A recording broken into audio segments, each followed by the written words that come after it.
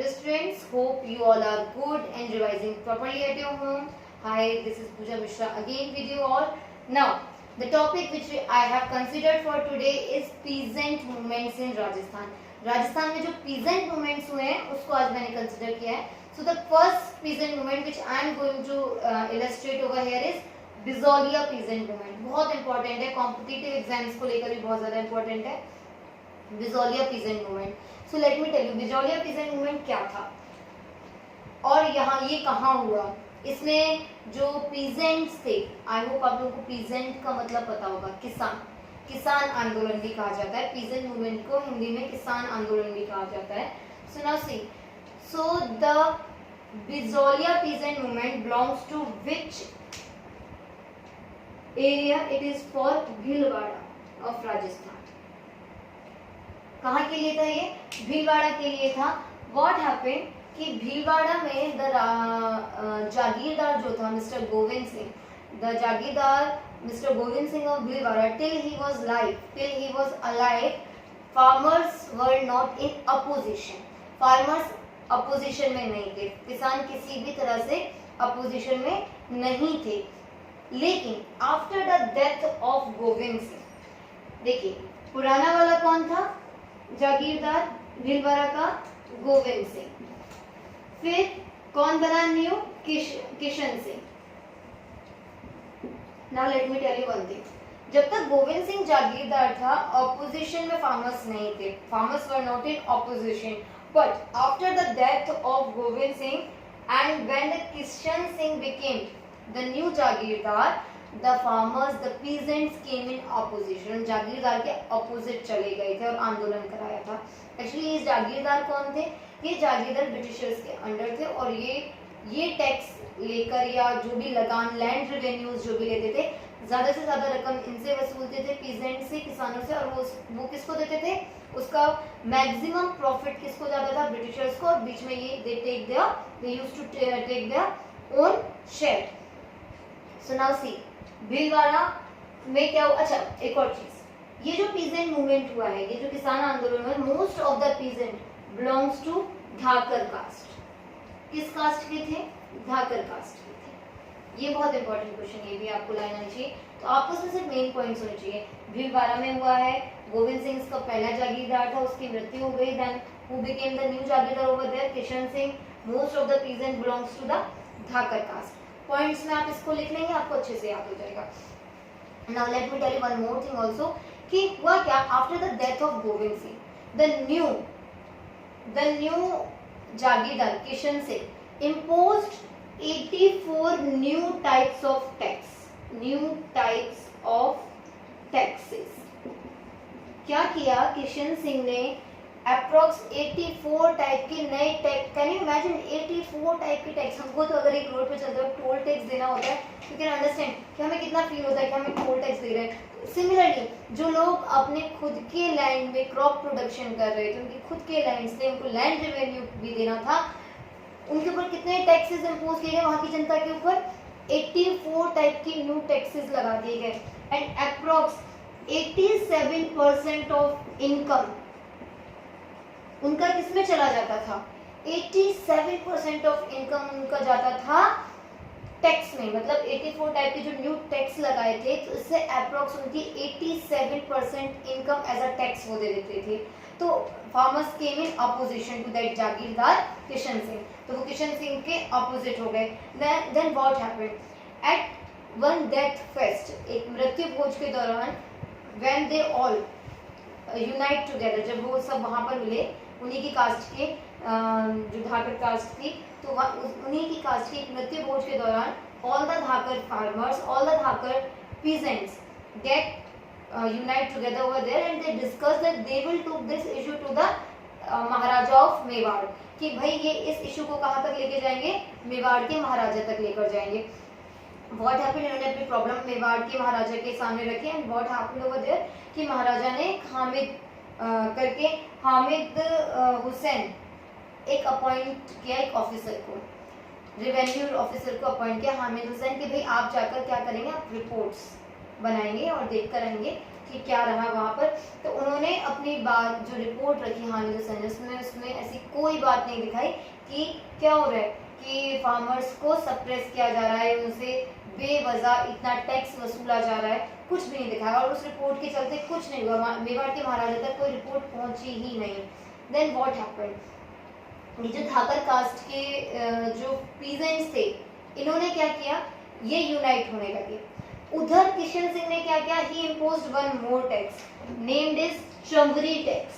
चंवरी, CHANWARI, Chanwari tax. And this tax, let me tell you one thing, this tax is so much famous.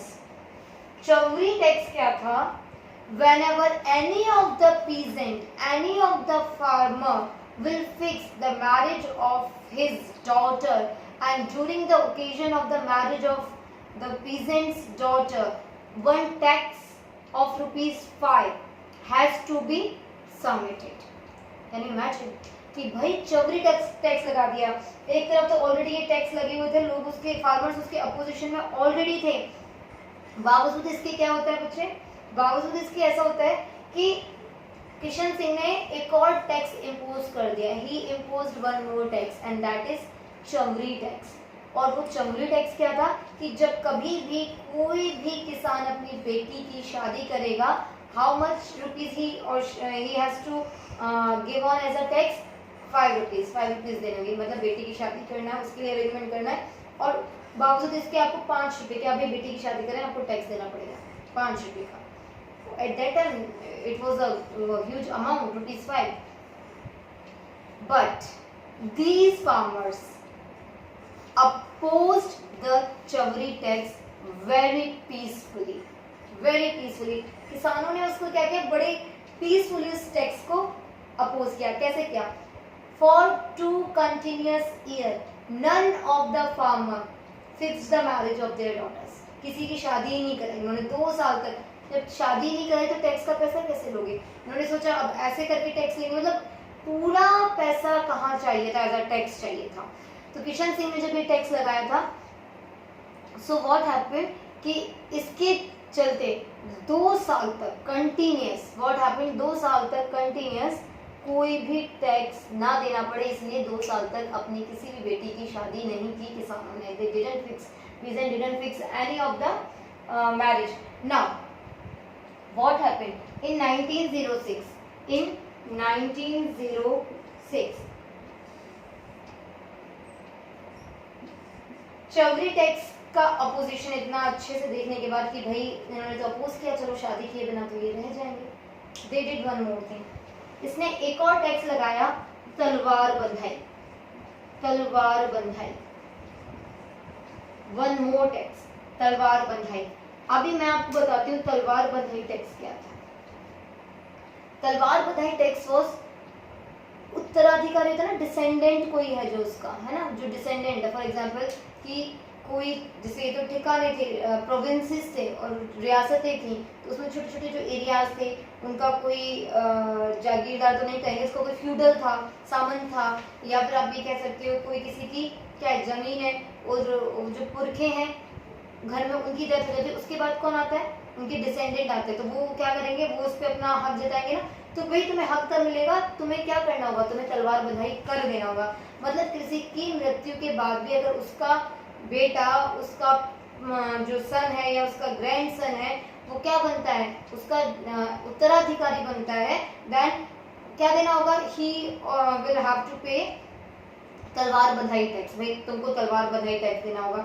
अभी इस तरह के taxes जब लगते जा रहे थे तो जो फार्मर्स थे, जो पीजेंट्स थे, they got violent or not that much of violent, they get eager, no we have to oppose it, हम कब तक करते रहेंगे, हम खुद मेहनत कर रहे हैं। तो क्या हुआ, ये सभी चीजों को देखते हुए आपने देखा होगा कि गोविंद सिंह की मृत्यु, फिर किशन सिंह ने आया, उसने टैक्सेस लगाए, ज्यादातर किसान किसके थे, धाकर कास्ट के थे, जो 84 टाइप के न्यू टैक्स लगाए, 87% इनकम उसमें चली जाती थी। डेथ फेस्ट में इकट्ठे हुए, उन्होंने डिसाइड किया कि मेवाड़ के महाराजा तक ये बात पहुंचाई जाए, पहुंचाई भी गई।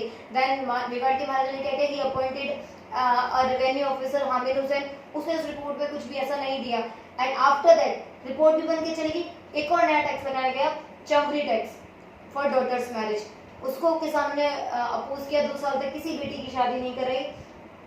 तो फिर उन्होंने एक नया टैक्स लगाया, तलवार बंधाई टैक्स, जिसमें कोई भी मृत्यु होने के बाद जो कोई उसका उत्तराधिकारी बनेगा तो उसको क्या देना होगा, टैक्स देना होगा।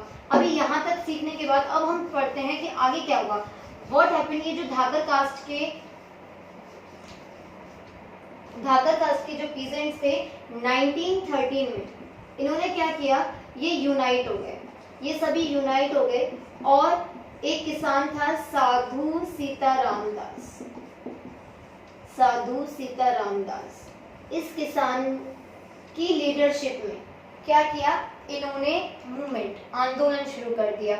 ये अपोज करने लगे, रिवेन्यू देने से मना करने लगे, टैक्स पे करने से मना करने लगे। देखो शादी नहीं की बेटियों की, उत्तराधिकारी बनने की जब बारी आई तो उन्होंने टैक्स देने से मना किया कि नहीं, हम हैं उत्तराधिकारी, इसके लिए हम टैक्स क्यों देंगे, we are son, we are grandson of our parents, so why we should pay tax, ये हमारी लैंड है, हम क्यों टैक्स पे करेंगे। सो साधु सीताराम दास की लीडरशिप में क्या होने लगा, ये मूवमेंट स्टार्ट होने लगा। लेकिन साधु सीताराम दास को ऐसा लगने लगा कि शायद I am not that much of capable leader, मैं शायद इतना कैपेबल लीडर नहीं हूँ।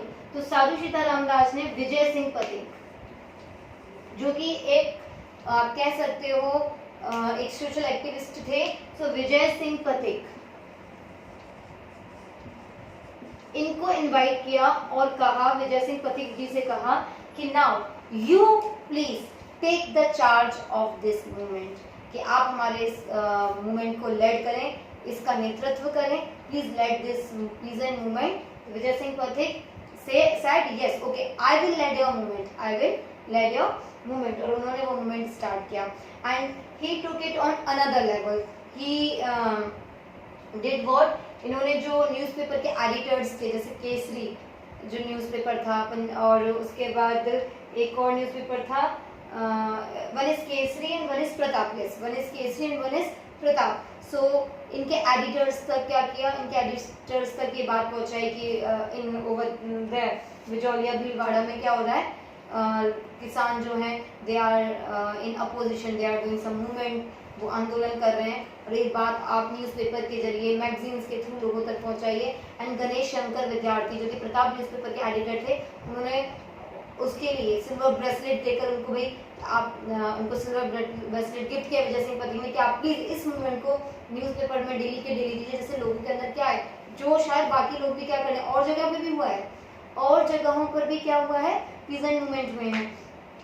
सो लोग इससे इंस्पायर हो। सो व्हाट हैपेंड, ये हुआ और एक बिजौलिया पीजेंट मूवमेंट को क्या मिला, एक नया प्लेटफॉर्म मिला, लोगों के अंदर बात आने लगी।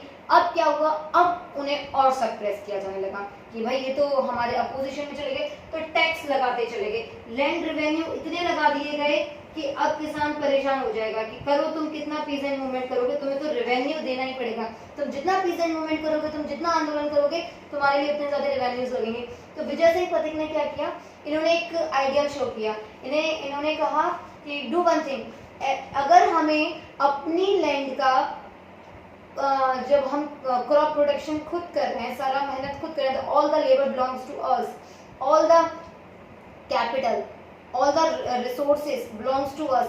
Instead of that, we have to pay almost all the portion, all the proportion of our production to the jagirdar. Then what is the need to produce?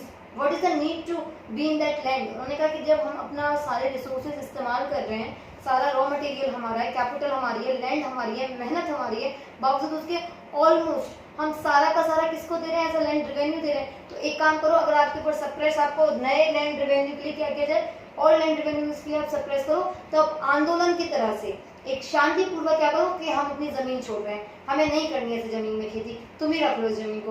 और ऐसा हुआ, लोगों ने विजय सिंह पथिक के कहने पर ठीक है, हम अपनी जमीन छोड़ रहे हैं, हम जमीन ही नहीं रखते, आप ही कर लो, हमें नहीं करनी है, हम खेती करेंगे तो हम अपने लिए करेंगे, हम इतना लैंड रेवेन्यू नहीं देंगे, जमीन हमारी है, मेहनत हमारी है, रॉ मटेरियल हमारा है, कि we will leave our land. और ऐसा ही हुआ, लोगों ने जब ऐसा किया तो उनके एग्रीकल्चर लैंड चले गए। विजय सिंह पथिक को लगा था कि इससे जो जागीरदार है और जो उसके सुपीरियर्स हैं वो क्या हो जाएंगे, वो सप्रेस हो जाएंगे, डर जाएंगे कि भाई कहाँ से लाएंगे, पर वो ऐसा नहीं हुआ और इस तरह से लोगों की एग्रीकल्चर लैंड चले गए, मतलब जो लोगों के पास था वो भी चला गया। तो लोगों ये क्या हुआ, ये मूवमेंट फेल हुआ। इस तरह से लोगों ने क्या किया, इसके लिए विजय सिंह पथिक को क्या ठहराया जिम्मेदार, ही इज रिस्पॉन्सिबल, और विजय सिंह पथिक ने इस चीज की रिस्पॉन्सिबिलिटी अपने सिर पे ली कि yes due to me this movement got failed, और इस तरह से बिजौलिया पीसेंट मूवमेंट फेल हो गया।